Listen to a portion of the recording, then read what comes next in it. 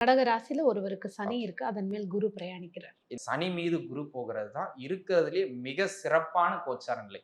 நீங்க வாழ்க்கையில எதெல்லாம் நல்லதுன்னு ஒரு லிஸ்ட் இருக்கோ அது எல்லாமே கிடைக்கும். தொழில் இல்லாதவங்களுக்கு தொழில் அமையும்.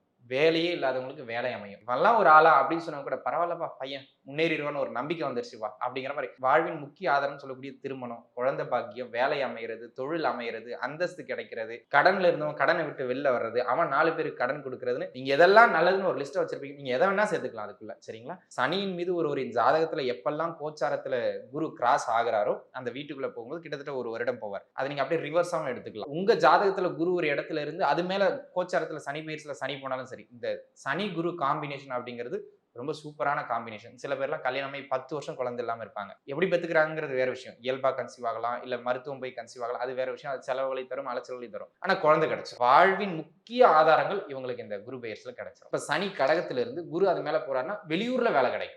வெளியூர்ல போய் கஷ்டப்படாம பொழைச்சுக்குவோம். நம்ம கஷ்டப்படுறோமா இல்லையாங்கிறது முக்கியம். எங்க இருந்தா என்ன?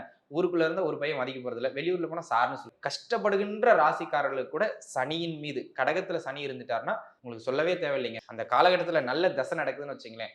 அப்ப கிடைக்கிற பலன்கள் நீடிச்சு அவங்க லைஃப் லாங் இருக்கும். இப்ப அவருக்கு 12ஆம் இடத்துல குருவின் தொடர்பு கொண்ட நல்ல தசை நடக்குதுன்னு வச்சுங்களேன். 10 வருஷம் அங்கேயே இருந்து சம்பாதிப்பார். ம். தசாபுக்தி இருந்ததுன்னா அது நீடிக்கும். தசாபுக்தி இல்லைன்னா டெம்பரவரியா இப்போ கிடைக்கும்.